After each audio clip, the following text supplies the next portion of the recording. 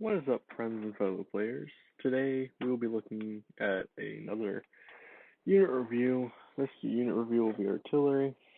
So if you want to keep the series going, go ahead and drop a like. Let's get this video to 5 likes. Um, don't forget, 75 subs giveaway, 100 subs giveaway. Yeah. Um, Again, I apologize for the audio. I will be making a fix to it very soon with a different software. If not, a different mic, because I have limited it down to one of those two. I know it's not my computer. But,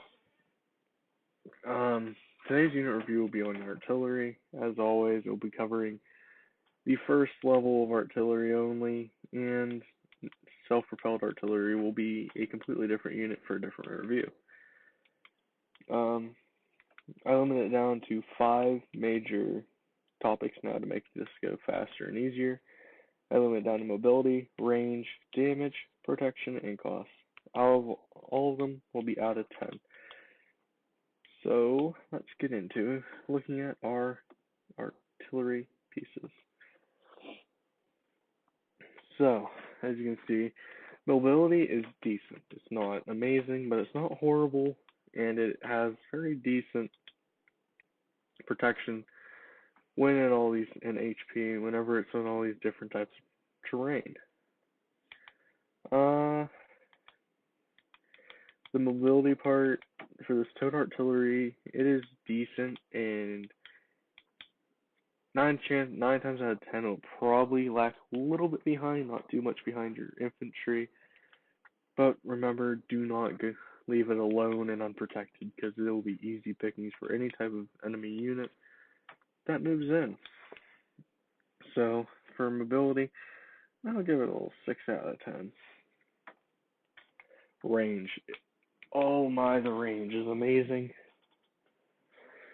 As you can see, its range is 50, better than being right on top of the target. It's good for softening up opponents or trying to act like you're going to make a fake diversion almost. And it is very useful for that. I love using it as a little diversion tactic. Send a few tanks up, use a couple pieces of artillery, make them think you're attacking there, they'll form and go around.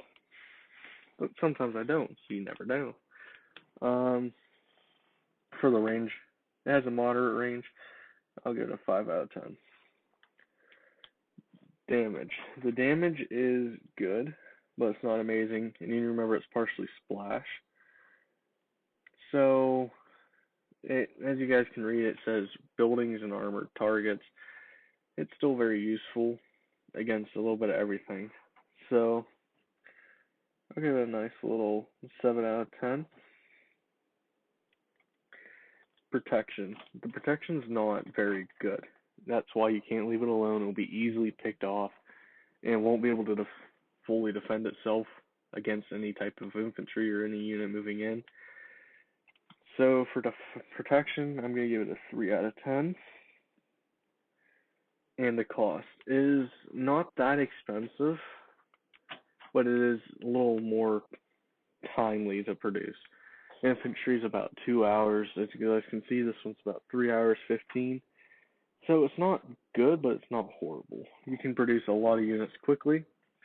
So for cost and production time, I'll factor that in. If it has more cost, that's going to get a lower score, of course, and it has a faster production time, that's going to increase its score. So I'm probably going to give this one about a 7 out of 10. That brings us to a total score of 28 out of 50. Very useful unit. I will say that. It is very good for support.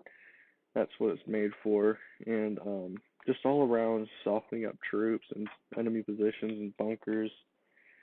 And any type of fortifications would be really useful if you have artillery. That's pretty much it.